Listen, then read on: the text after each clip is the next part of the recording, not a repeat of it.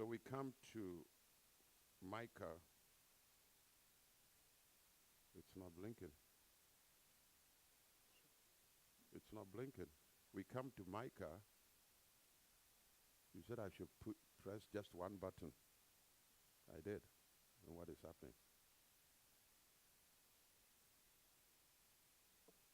Give better instructions.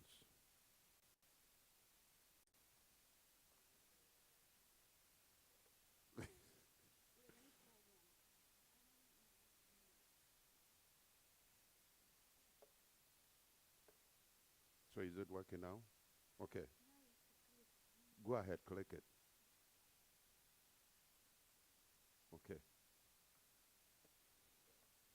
We come to we'll be discussing one of the most difficult verses in all of the book of Micah.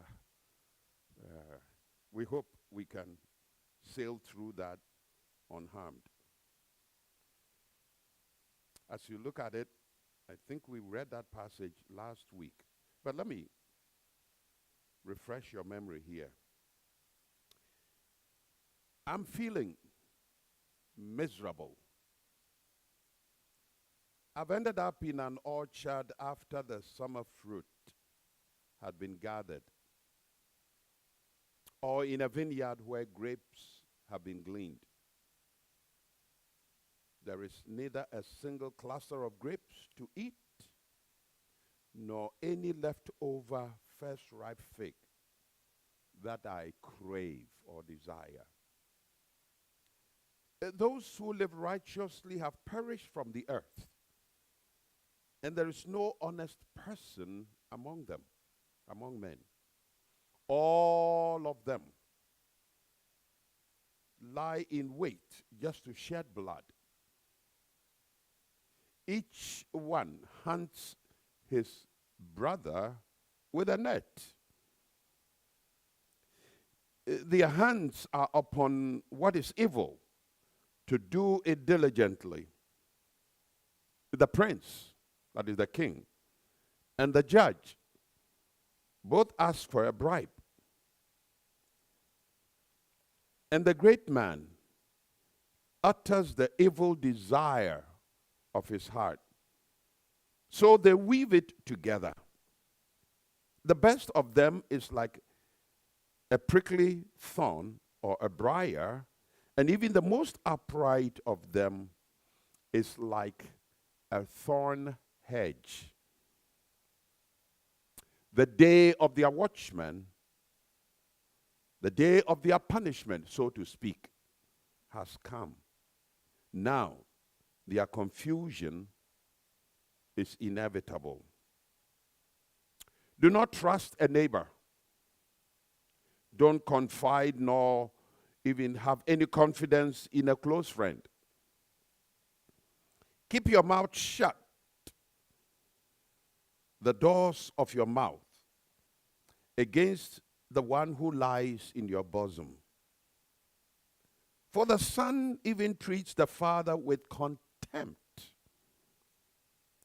The daughter defies the mother-in-law, the mother. And she thumps the nose against her. The daughter-in-law even rails against her mother-in-law. And a man's enemies are those of his own household. That is the section we're dealing with. It doesn't really end there, but you notice the contrast. By the time he gets to verse 7, he'll tell you that in spite of everything that is going, I take this different stance. Last week, we were able to look at verse 1 because we wanted to set it in context. I'm of the opinion that chapter 7 follows hard after chapter 6, and there is a reason to read, because verse 8 of chapter 6 is the pivotal verse. It looks backwards and it looks forward. God declared his standard. This is what I expect among my people. I want you to practice justice. I want you to practice love kindness, mercy, and I want you to walk humbly with me. Those were the three things he was expecting, the three things that he captured under the phrase, he has shown you, O mortal, what is good. That's what Micah said. But then he built the case that in spite of all that I've been preaching, the people were not living up to the word that I declared unto them. And that's why last week he said, he compared himself to somebody on a farm where the harvest has been picked. And when you do that, if you are listening to Leviticus 19 and Deuteronomy 25, if you've been paying attention there, when you go to such a farm, you would find leftovers. It was God's insurance policy for the weak, for the vulnerable, for the widow, for the orphan. It was God's way of saying, show heart to people who don't have. Don't walk around and say they are lazy. Therefore, I don't want anybody here. No, I have blessed you. And out of my blessings, leave some for other people. That is having a heart. That is what God meant by practice chesed, practice kindness, mercy to other people. But Micah says, I don't see that. And so he, as a perfect, humble servant of God, who has been entrusted with this message, did not just walk around spewing out the words. He crafted it beautifully so the message could come through. So you see, the way you communicate a message is as important as the message itself. Think about it. Process is as important as the content. Because you can say the right thing in the wrong way and you lose your point. So Micah builds his case. He crafts it beautifully with images, with allusions, with incredible finesse. That's why I like him. He doesn't come close to Isaiah, but I like him. He doesn't confuse you. You'll be confused only when you come to the text with your own biases. That's the problem. Because we are reading a text, we find it difficult to enter the text and feel the heartbeat.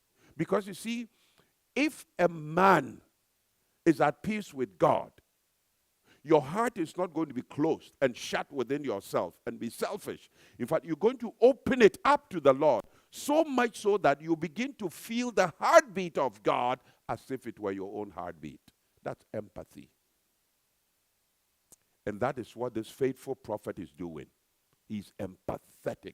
He's walked humbly with God. He understands God's passion. He knows what God is about. So when he's communicating the message, he doesn't come around like a professional.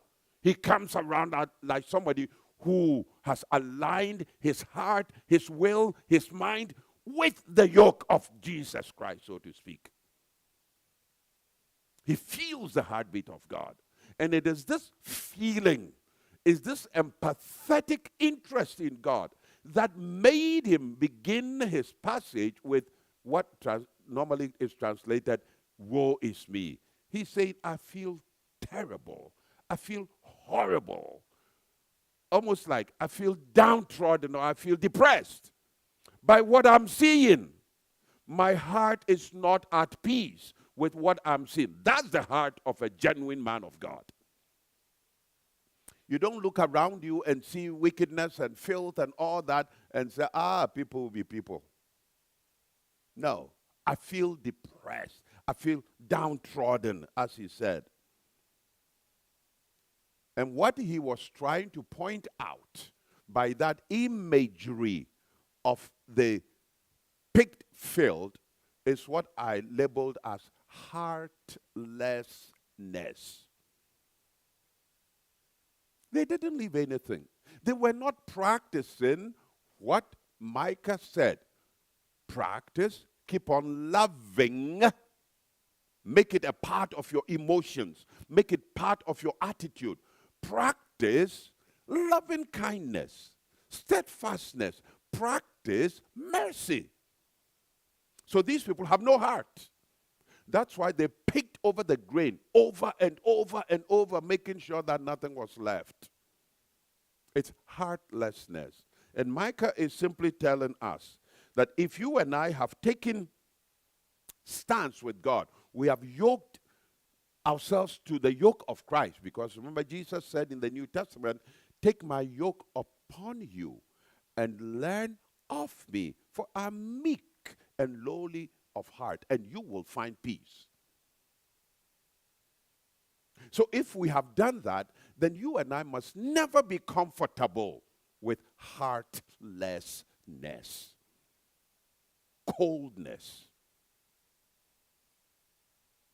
Most of the time, we show heart only to our immediate family members. Is that not true? But when it comes to anybody outside of your immediate family, you are as cold as the ice block. Nothing tugs at your heart. Micah says, if you make a practice of that, it means you are not practicing mercy. You are not practicing loving kindness. You are practicing nepotism, carrying favors to your family members. Expand it to the entire community. So wherever you walk, you will be like Jesus Christ, showing mercy to everyone you run into. That is the first thing that he did. So it comes immediately after God's disclosure in chapter 6 and verse 8. I'm asking the question, didn't Micah have a family? He had a family, didn't he? But he's taking a stance. Even if his own family members were practicing such foolishness, such heartlessness, he was a different man.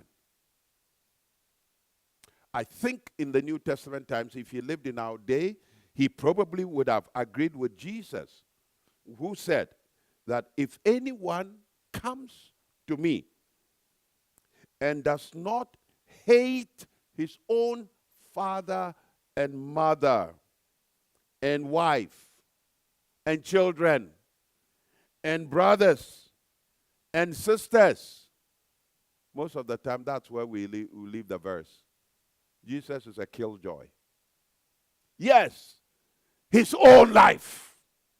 You cannot, it's a word of ability. You cannot, under any circumstance, be my disciple. Oh, but Lord, I thought I was a preacher. No. To be my disciple, there must be a reckless abandon. You have to, literally, if you use the word love and hate, you must get to a point where you actually hate even yourself in comparison to love for Jesus. That's a disciple. So let's kill all this empty talk. You cannot be my disciple. You can't. You can't. Not you may not be. You cannot be my disciple. Micah says, I've taken that stance with God. And so it doesn't matter what everybody is doing around me. I have already taken my stance. I am with God. And when you get to that point, the things that hurt God hurt you. The things that are disgusting to God will be disgusting to you. And so if the things that really are repugnant to God are not repugnant to you, it means you have not yoked yourself to Christ. There are no two ways about it. You cannot walk in the light and claim to be in the light and then walk in darkness. They don't go together.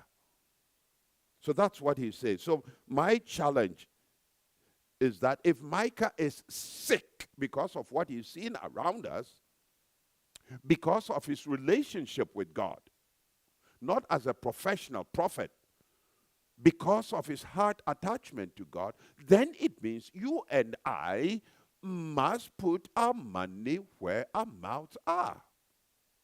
Live the life of Christ in empathy, in kindness, live with heart. That would be a clear proof that you know the Lord. I'm not talking about reciting all the right doctrines and all that. If we are in love with Christ, we should never be comfortable with the things that make Christ sad. We shouldn't. We shouldn't tolerate them around us. We should never do that. We should never make friends with those who curse God, those who are enemies with God. We shouldn't. Because James 4 and verse 4 made it quite clear. Unfaithful creatures. Don't you know that friendship with the world is enmity with God? To live your life so that everybody in the world loves you is to make yourself an enemy with God. Isn't that our problem? We really want people to like us. We dress so they like us. We speak so they can like us and all that. If your goal is simply to let people like you, James says you're becoming an enemy of God. So your primary occupation should be to become friends with God. These people are not doing that. So Micah moves to the next step. Now we're going to, I know I can't get to verse 5. I know that now. If it's taking me this long, I can't get to verse 5. And so let's pick it apart. Maybe I would take them verse by verse. I was going to lump them together. That wouldn't get us anywhere. So, in addition to the heartlessness which he saw, so to speak, on the farm, people picking grapes clean over and over, that's the heartlessness. In addition to that, in verse 2, Micah draws attention to deviousness. Deviousness. Because deviousness is about dishonesty. It's about not shooting straight. You say one thing, you really mean another thing. The psychologists have a term for it. They call it projectionism. So when I say, these people are crooks, that means I am crook. I'm a crook. But I can't bring myself to saying I'm a crook. And so I project it on you. And I say, you are crooks. I'm clean. You want a good example? Just go back a few years ago and listen to the messages or the utterances of the former president, Donald Trump.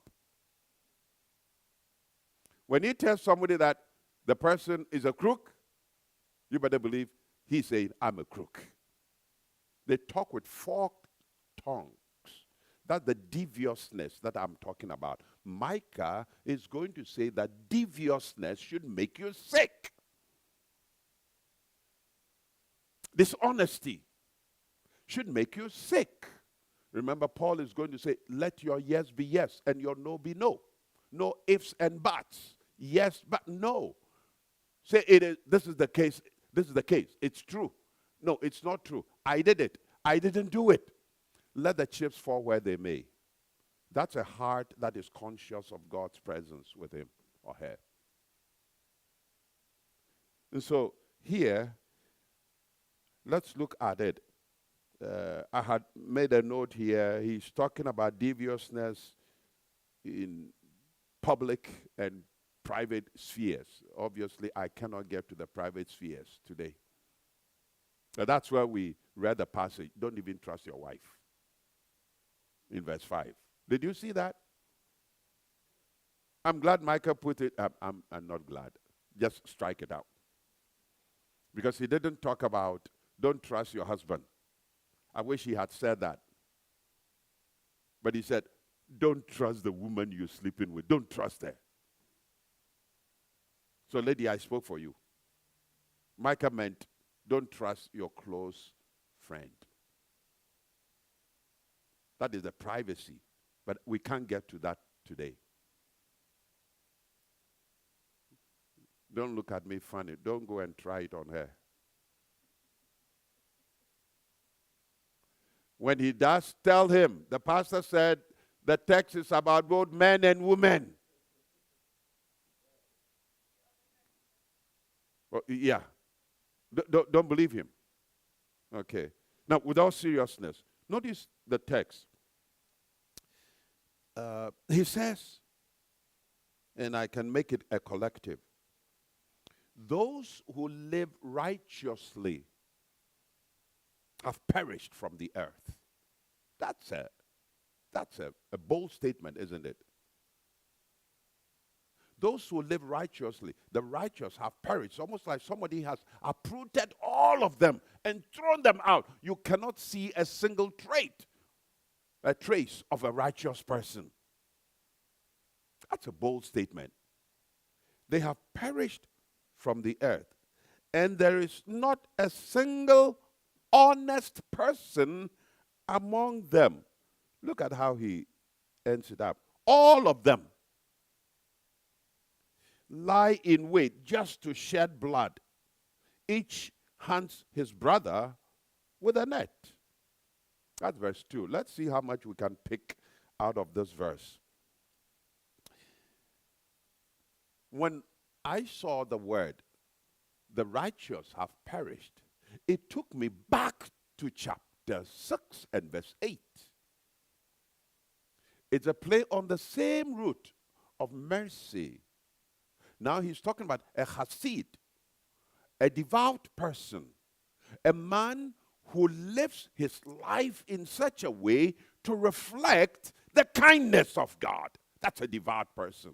I know today people use that word to say, oh, a religious person. Forget about that. They don't know what they're talking about. A real Hasid, not a ritualist, not a traditionalist. Those of you who read today's reading, you notice what the Pharisees were. They thought they were righteous. How is it that your disciples don't wash their hands when they eat? Now, does that mean those people were eating with dirty hands? Of course not. It's just that they don't go through the Jewish tradition of going through these motions. If you do that, it means you're unrighteous. And that's where Jesus came up with that strange answer. It's not what goes on in the mouth that defiles a person, but it is what comes out. And then even the disciples were confused. Well, what do you mean? Peter, so you don't understand? When you cut those slices of apple and you put in your mouth and you eat, that's not what really defiles you, because that goes in your body and it goes into the commode. But you know what actually defiles you? That which comes out of your mouth. In modern terms, I would say what you vomit. But Jesus went beyond all that and made it quite clear. This is what comes out of the heart. Fornication, adultery, lies, cheating, greed. He says all these things are things that come out of the heart. For out of the abundance of the heart, the mouth speaks. What an answer to them. So the righteous man is one who is consistent in his walk with God. Is the one who has heart, but is one who is as far from dishonesty as east is from the west. That's the righteous man. And now he says, all of them have perished. There is not a single trace of a righteous man. In fact, Micah is not the only one who has said this. Isaiah, I've noted here, made the same thing. The righteous man perishes and no one takes it to heart. You live in a society and everybody's lying around you and nobody even is concerned about it. Isaiah 57 and verse 1. The righteous man perishes and nobody takes to heart. Nobody even understands it. In other words, what is missing from the society is precisely what he found missing on the farm. The act of kindness is missing, and that act of heart is missing. But how is it missing? It's missing because of the devious ways in which people lived together. That's why I call it deviousness. Now, all of them sounds like total, isn't it? All of them.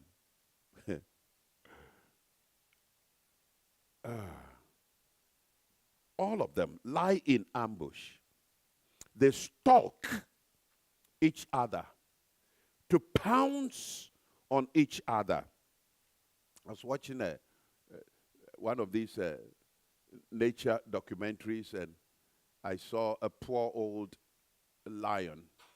He had gone for a hunt, and he just lost the prey. The prey was powerful. One of these giraffes, it gave the lion a good kick. And so he lost the prey.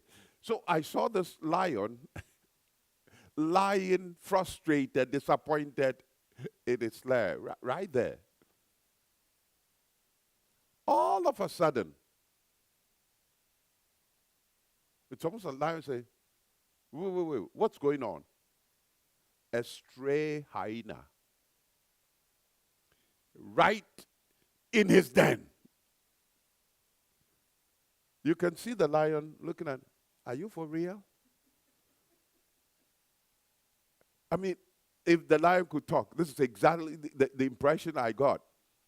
So all of a sudden said, no, this must be a joke. This must be. So the lion which was sleeping suddenly went all down, pretended to be dead.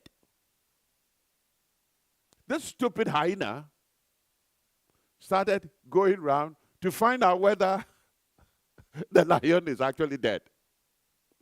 He got the lion, didn't even have to just grabbed it. That is what Micah is doing. This is what people are doing. They are stalking each other. Everybody is fair game in the society. They don't deal straightforward with you. They are waiting for you to fall. They are looking for loopholes. You are always a target. There's a target on your back. He said, this is the society he's living in. All of them are stalking each other. Money has become such a priceless commodity for them that they put a price tag on you. You are worth $100. You are worth this. You are worth that. They won't tell you, but that's exactly what they are stalking each other. He says, there is not a single honest person among them. They are lying in wait. Look at it. They are lying in wait to shed blood. They don't want you living.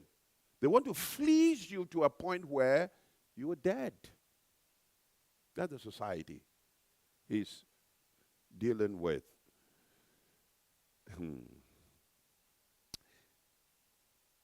The brothers, each one is hunting his brother just to shed blood. Heartless disposal of a covenantal brother. Remember, the people are all in the covenant. But now within the same covenant, somebody is stalking you just to dispose of you, so that human beings become disposables. You see, when a society is decaying, life becomes disposable. And they can dispose your life economically, politically, nicely, whether with gloves or not, it's still disposal. That's what they do. Wickedness prowls around. They hunt each other. In other words, there is pervasive suspicion in the society. That's Micah's point. All of them are devious. They suspect you. You are not good. they already assume that you are terrible. There's suspicion. And everyone leaves nothing to chance. Now, when you read Micah, he says, all of them. There is not a single honest person among them. Your stomach churns. You begin to wonder, is he for real? Is it really true? Because when people look at it, they cannot understand or fathom a situation where the entire society is corrupt. Are you following that?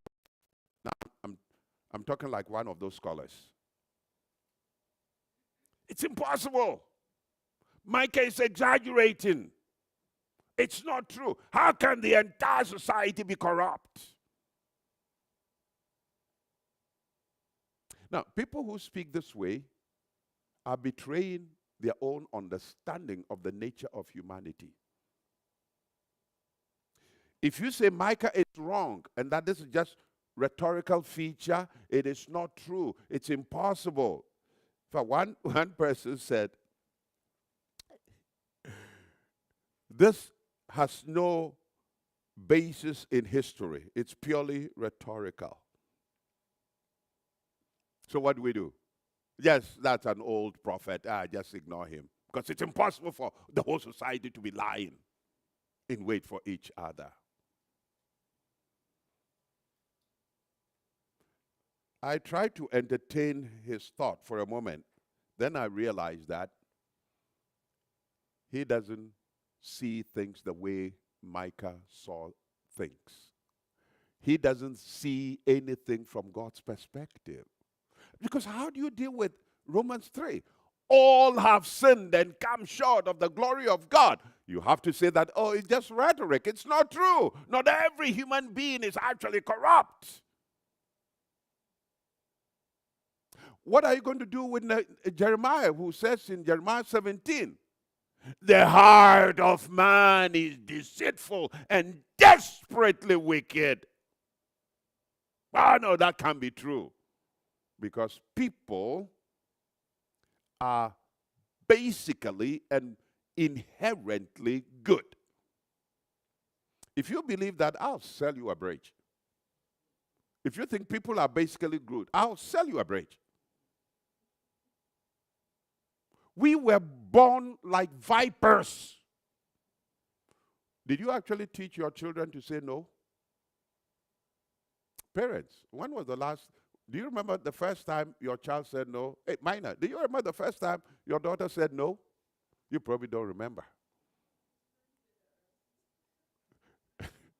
I'm talking about when she was born, because now she's become perfected at the art of saying no. This is the problem. We were born with that. We were by nature children of wrath. We were rebels from beginning. In sin did my mother conceive me, says David. And so, if you look at it from God's perspective, when he says, no, not one, God is the one who is looking at it. And Micah is a prophet under the inspiration of God. So when he says, all of them, he means exactly what he's saying.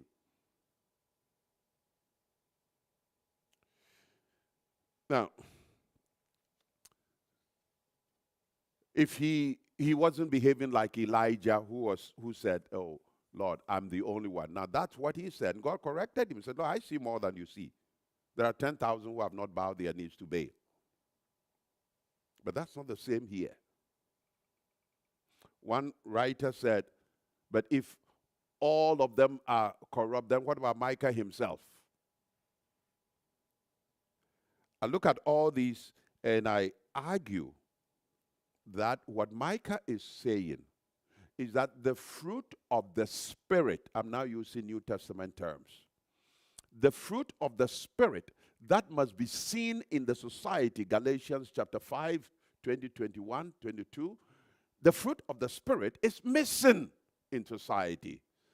It doesn't matter where you go. You go to the church, you go to the courthouse, you go to the supermarket, wherever you go, you will never see the fruit of the Spirit. And what is the fruit of the Spirit? He simply said, love, truth, mercy, justice, and all that. They are no longer there. Loving kindness, patience, and all that. They are not there. So Micah is on point. If you don't believe it, look at American society. I didn't want to use the third world, because it's always easy. All the demons are in Africa, and all the angels are in America. I've seen America is the most difficult place to live. See, back in my country, things are so black and white. You know what you're dealing with. But here, it comes to you in three-piece suit with politeness. They hate you, but they look at you and smile. Ah, Natasha, you're a nice person. But you know what they say? I hate you. I wish I could kill you. But with plastic smiles. I mean, for all the good that we can get from America, don't get me wrong. If everything were okay in my country, I wouldn't be here. Okay. So for all that we can say, all the good things, be on the lookout. Because everything is so smothered and so almost like coated with chocolate, if you love chocolate. But it's cyanide. Sugar-coated cyanide. You think they care? They don't care. You can taste the chocolate as much as you want. All they want is that cyanide to kill you. That is the society Micah is dealing with. Deviousness. They sell you something and they tell you, oh, this is good for you. Guess what? It's good for somebody's bottom line. Not for you. That's the deviousness in commercials. In offerings. They do all these. This is what is happening in the society. So, love, joy, peace, patience, kindness, goodness, faithfulness, gentleness, self-control, for which the apostle said, against this there is no law. It's completely missing. If I may use another imagery from 1 Corinthians chapter 7, it says, look, the whole lump. It says, Christ, our Passover lamb, has been sacrificed. So let's celebrate the feast with a new leaven. And so it's almost like the whole lump has been infected with this deviousness. So Micah is right. There is pervasive deviousness. But look at the other part of it. This is the verse that gave me sleeplessness. Verse 3. I don't care how good you are. It's the most difficult verse. In fact, my own professor said, the Masoretic text is corrupt beyond convincing restoration. It's corrupt beyond convincing restoration. And where the versions are more intelligible, they seem to have wrested a meaning from the same Hebrew text rather than to have a better one. That's verse 3 for you. The pastor, what are you making a big deal out of this? No, it's a difficult verse. It's just the way the text is phrased. Let me read it. Let me translate it literally. Upon evil, both hands to do well. How do you make sense out of such a stilted sentence? Okay. Because what has happened is there is a word that you can translate. If you look at the Masoretic text, you can say both hands. And so the scholars think, oh, maybe he's not talking about both hands, but probably he's talking about their hands. You have to modify it and say their hands. Kapayim and kapehem. They're twisting things around. But we all know what the text is trying to say. But how to get there is a problem. That's where the difficulty is. It's not that Micah is wrong. That's where the difficulty lies. But at the same time, all the amendments notwithstanding, he's saying that the society is completely, skillfully engaged in evil. That is the sense of this passage. The entire society is engaged in evil.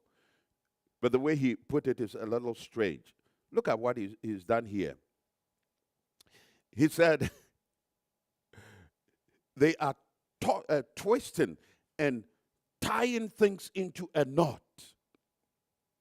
And they are all experts at doing evil. Their hands are upon what is evil to do it. So I agree with people when they say diligently. The word diligently is not there, but what is doing is they are going to twist stuff. They're going to creatively put things together. In other words, these people are so good. The only good thing they are good at is evil, but not good. They are good at evil. And that's what they are doing in this text. They are experts at evil. Not a single person is different. Exploitation has run amok. It's in open bribery and corruption. So whatever used to be done backdoor is now in the open. It's recognized. Based on that, I can see why now Micah talks about the prince and the judge. These are public officials. So as I told you, here Micah is talking about this deviousness in both the public and the private, but we're going to deal with only the public. Deviousness, dishonesty, corruption in the public arena. And he cites the king, the prince, the judge.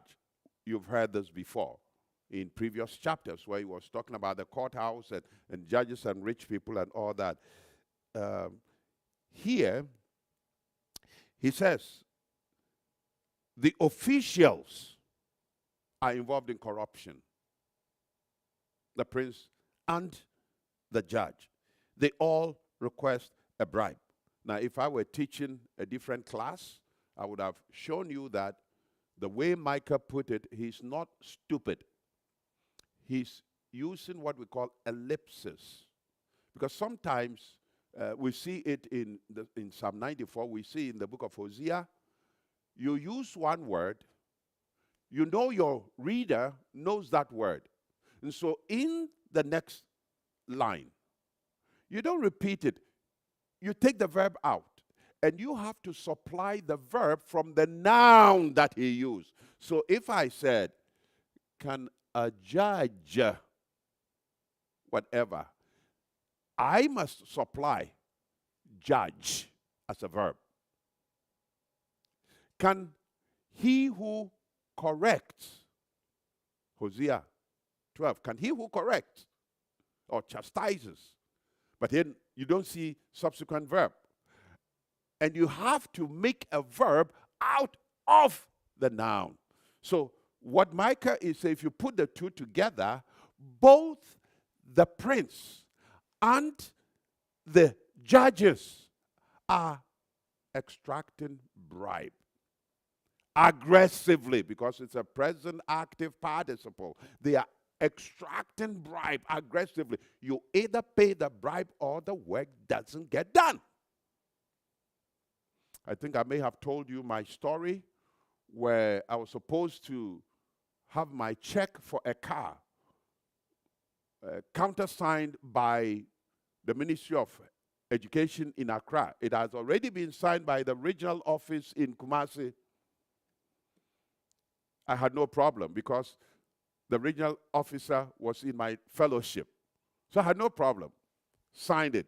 I had to drive to Accra, went there in the morning, because all the officer had to do was just countersign I take it, get my money, buy my car.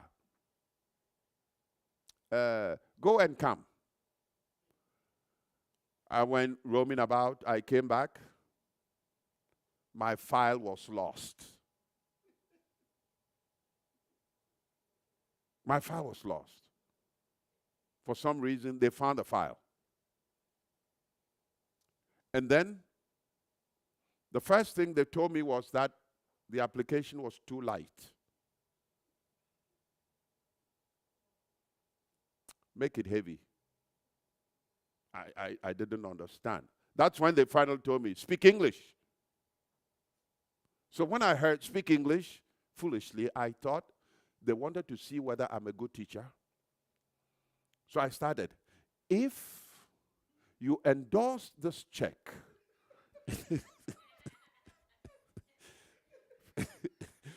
look, I'm serious. Let me preach. Don't. If you endorse this check, I will be in a position to take ownership of this instrument, a concoction, an assemblage of tire, plastic, metal, so that I will execute the function of an educator. And I went on, this is what he did. Because I thought speak English was simply to prove that I'm a teacher, I deserve the car. I came to America only to be told in my church, a former church, Pastor, when they say speak English, it means give us a bribe. I didn't know that. So I didn't get the check. I'm glad they couldn't countersign it themselves because my name was on it. They couldn't countersign it. That's bribery. I told you, some of you probably know of the late Pastor Felix Quay. He told me the story in Ghana where he had rented his own house to somebody. But now he was in a position to come and occupy the place. So he told the guy, he gave him enough time, told him it was around Achimota area. You know the end of the story. The guy said, I will change your sleeping place. He actually arrested the landlord, my friend Felix. And they put him in Sawam prison. Because that's what they do in Ghana. They put you there in the weekend so they are sure that you will stay in the jail over the weekend.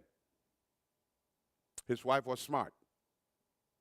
Pulled all the right connections, and his case was called quickly on Monday. As he was sharing the story with me, he said, God allowed me to go to the prison because 5 people gave their lives to the Lord. But here is the reason why I'm telling the story. His case was called up. The judge, I've forgotten the name. I would have loved to mention her name in public. I've forgotten the name. Female. She's dead now. She was so blatant. Pastor, you have a good case. But the guy has paid me $800. If you want me to judge your case for you, you have to top that. And Felix said, Atu, this is your country. In tears, he cried. That's bribe. I wish I probably should remember the name so the whole world would know who she was. That's bribery. This is what is happening. Deviousness. But these are people who are paid by the taxpayer to work on behalf of the taxpayers. But they look at this opportunity as their God-given right to extort money. Folks, this is what is happening in Ghana. I don't know your political affiliations, but this is what is happening in Ghana. How can a country as small as Ghana actually owe trillions of dollars? For what? And all this money has been squandered and shared among these politicians. You don't need brain to be an MP now. All you need is money.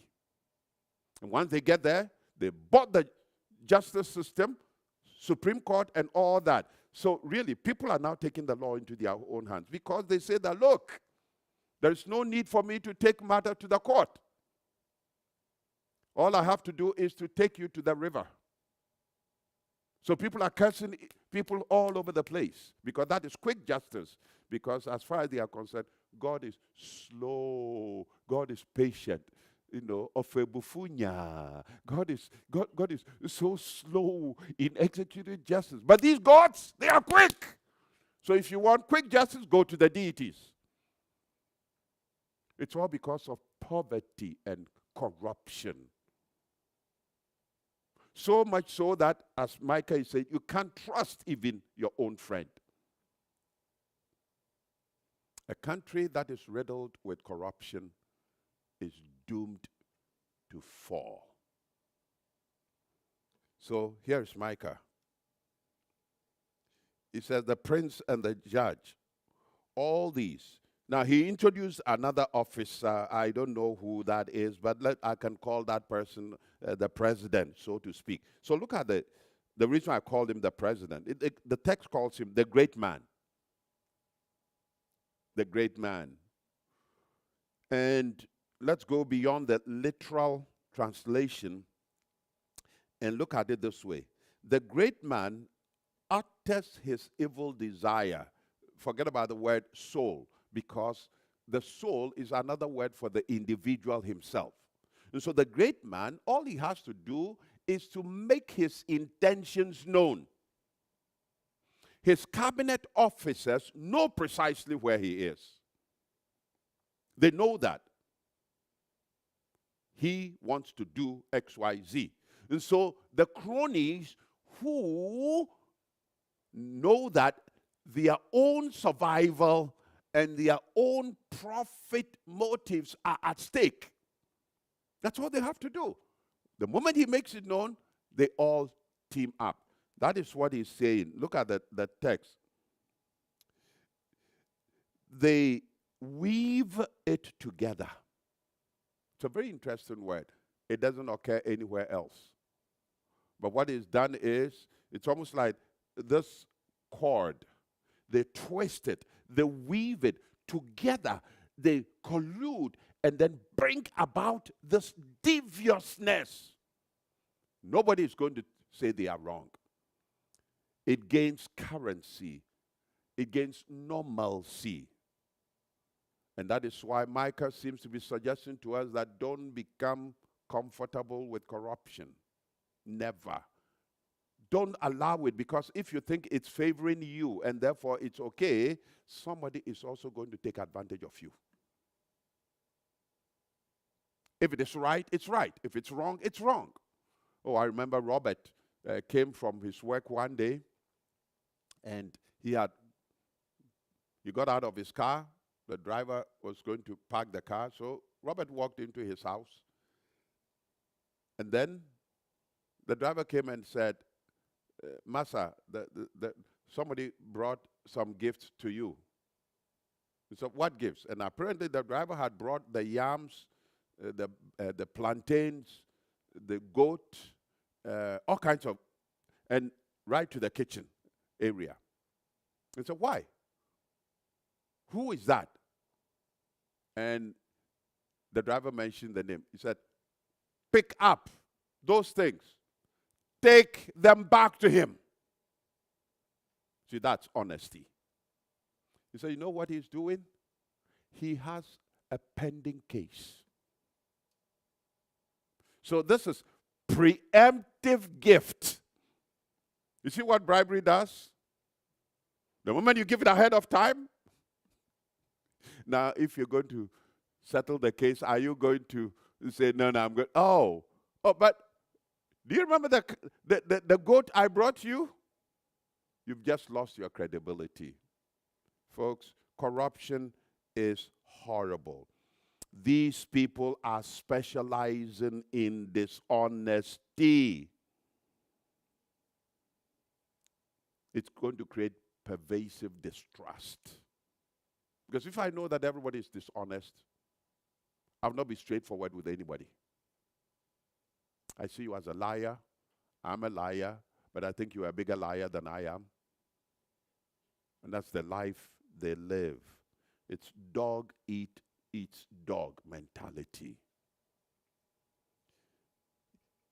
It's like a society where deception becomes the norm. We call it being smart. It's not being smart. It's being a jerk or a jerkette. Think about this situation. Here are my eyes. What is the role of my eye? My eye is simply to gawk, to look carefully, and then show me where to go, where to step. The eye guides me. I look at my body. My hands are designed to grab stuff. But this is how this deviousness works. The eye sees fire. And then the eye tells my hands, oh, that's a piece of red cotton ball. Grab it. And then my hands, boom, grabs it. What happens?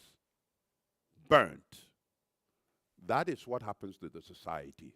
Once we start lying to each other, that's why in the New Testament, Paul is so strong. Do not lie to one another. Lying dehumanizes the child of God. This is the deviousness that is working. I didn't have time to develop it, but perhaps we can work on it later. The distrust is going to gall Micah. It's only in that context that you can understand verses 5 and 6, where he says clearly, don't trust your husband, don't trust your wife. It's in the sense of pervasive deviousness that he gave that particular injunction as an antidote to this pervasive distrust. So I think their hands are upon what to do evil. The best of them, he says, is like a briar. The most upright of them like thorn hedge. The day of their watchmen has come. I think it's all right to stop at verse 3 and then pick up on verse 4, because it's also a continuation. So we are midstream, a continuation of this deviousness. But he's literally saying, this deviousness hurts. That's where the imagery of the prickly thorn comes in. It hurts the society. At the end of the day, folks, let us walk humbly with God and live uprightly. Live transparently. You may not like the outcome, but at least be faithful to God. Be honest to God. Be honest to Christ. Be his ambassador. Yesterday in our men's Bible study, we noticed that the head of the man of God is Christ.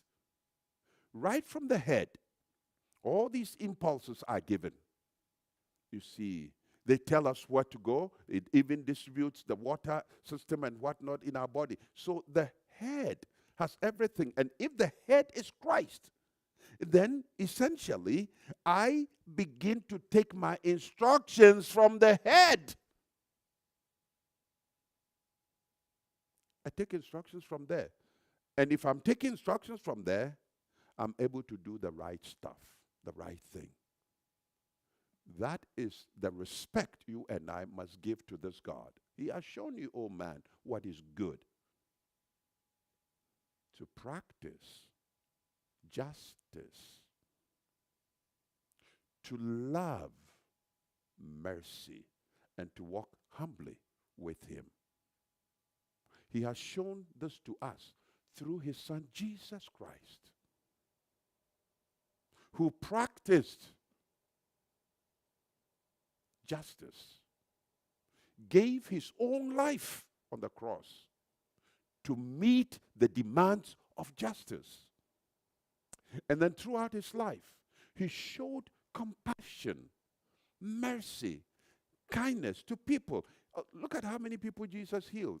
You know how many people in the reading Matthew, people brought their sick people. How many people did Jesus get tithes from them?